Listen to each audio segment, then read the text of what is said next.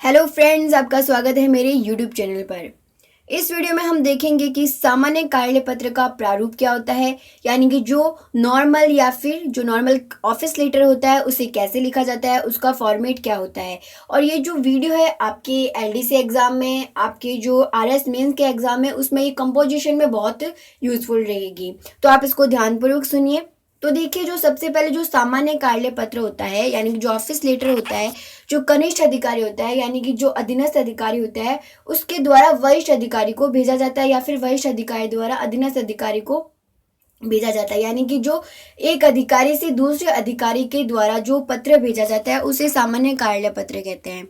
अब देखिए, इसका जो प्रारूप है उसको ध्यानपूर्वक देखिएगा कि इसमें आपको सबसे पहले जो राजस्थान सरकार होती है, जो हमारी कोई भी सरकार है तो राजस्थान सरकार जैसे है उसका अपन लेते हैं, तो वो सबसे पहले जो पेज होता है उसके टॉप ही टॉप में राजस्थान सरकार का जो लोगो होता है और उसका जो ऑफिस कौन सा है, राजस्थान सरकार का कौन सा विभाग है, उसके बारे में जानकारी दी जाती है।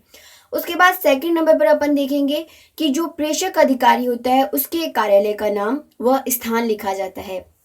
आप साथ साथ में इसको नोट करते जाइए, इसे अपन एक एग्जाम्पल के द्वारा भी समझेंगे। पहले आप इसको आराम से समझ लीजिए कि फर्स्ट पे अपन क्या लिखेंगे, राजस्थान सरकार। उसके बाद में जो प्रेषक अधिकारी है, प्रेषक मतलब जो व्यक्ति पत्र भेजता है उसे क्या कहते हैं, प्रेषक कहते हैं। और जिसे पत्र भेजा जाता है उसे प्रेषित कहते हैं। तो जो प्रेषक अधिकारी है यानी कि जो कार्यालय पत्र या पत्र भेजने वाला है, उस अधिकारी के कार्यालय का नाम और उसका जो स्थान है वो यहाँ पे मिड में यानी कि जो बीच में लिखा जाता है। उसके बाद जो हमारा पत्र है उसके बाईं ओर अपन पत्र क्रमांक लिखेंगे।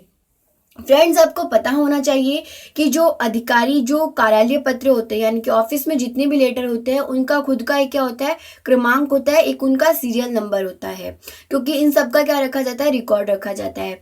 उसके बाद आप देखोगे कि जो हमारा पत्र है उसके दाईं ओर अपन क्या लिखेंगे, उसकी दिनांक लिखेंगे। उसके बाद में जैसे अपन छोटी क्लासेस में करते थे, सबसे पहले अपन क्या लिखते हैं, सेवा में, और फिर कॉमा लगाएंगे।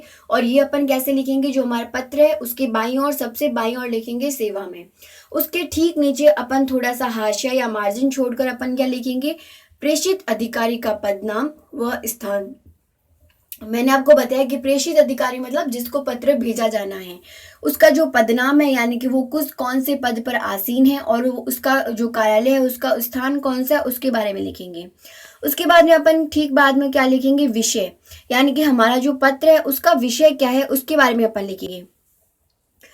फिर हम उसके बाद में लिखेंगे कि जो हमारा जो पत्र है उसका प्रसंग क्या है, ये कौन से रेफरेंस में है, उसका संदर्भ क्या है, उसके बारे में लिखेंगे। फिर अपन संबोधन लिखेंगे।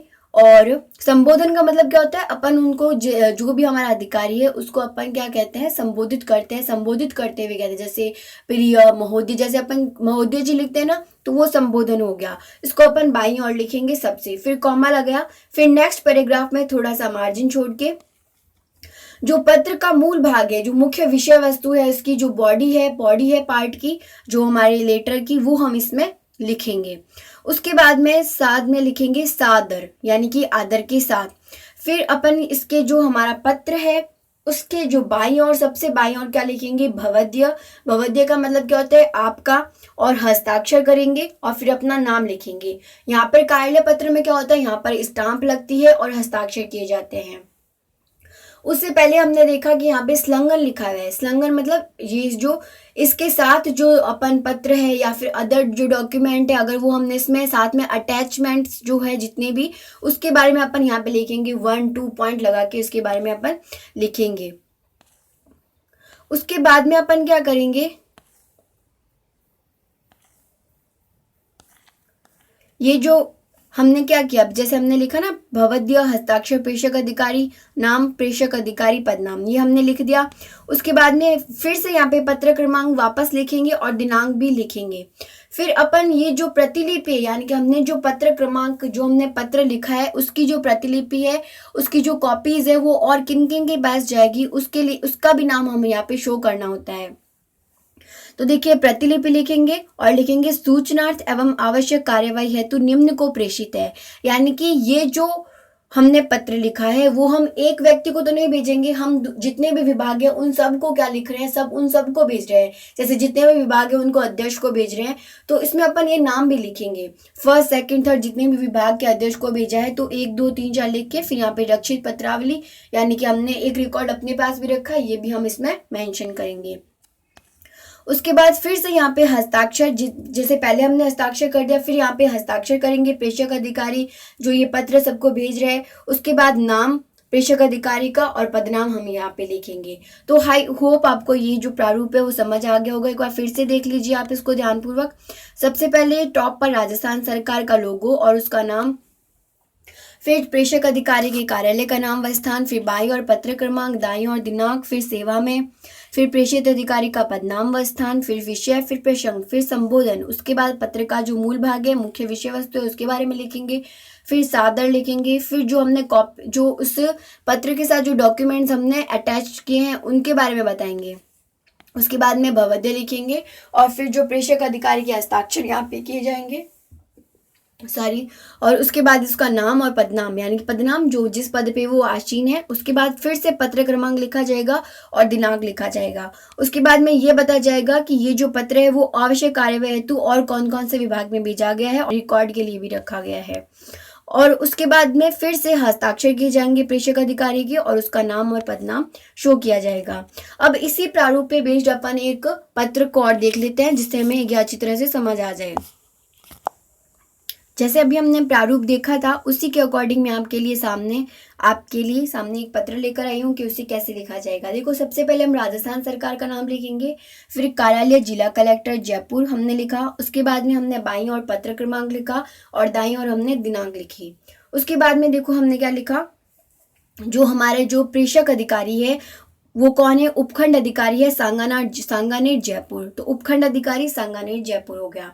उसके बाद में हमने विषय लिखा। हमारा विषय क्या है कि मतदान केंद्रों के भौतिक सत्यापन की रिपोर्ट के संबंध में, यानी कि हमें रिपोर्ट मंगवानी है और मतदान केंद्रों में यानी कि जो वोटिंग सेंटर है उनके भौतिक सत्यापन के लिए। और ये संदर्भ, यानी कि हमने संदर्भ का मतलब क्या होता है, हमने कोई पहले पत्र भेजा हुआ है या हम अगला कोई पत्र भेजेंगे उसके संदर्भ में, उसके रेफरेंस में जो बता रहे हैं। तो राज्य निर्वाचन आयोग राजस्थान के पत्र क्रमांक दिनांक के संदर्भ में, यानी कि हमें भी कोई पत्र प्राप्त हुआ है उसी के रिलेवेंट में मैंने भी आपको ये पत्र भेजा है, तो ये संदर्भ में ये लिखा जाता है। उसके बाद अगर आपको संबोधन करना हो तो संबोधन लिखिए। उसके बाद आपकी बॉडी लिखिए। उपयुक्त विषय एवं संदर्भागत अंतर्गत लेख है कि राज्य निर्वाचन आयोग राजस्थान द्वारा जिले की शेष रही पंचायतों में पंचायत राज चुनाव के कार्यक्रम व चुनाव की तिथियों की घोषणा कर दी गई है। यानी कि आप जितने भी पैराग्राफ में इसको लिखते हैं आप इसको लिख दीजिए। उसके बाद में संलग्न आयोग द्वारा निर्धारित भौतिक सत्यापन प्रपत्र, यानी कि जो अपन भौतिक सत्यापन करेंगे, हम इसका जो वेरिफिकेशन करेंगे उसका फॉर्मेट मैंने इसके साथ संलग्न कर दिया है।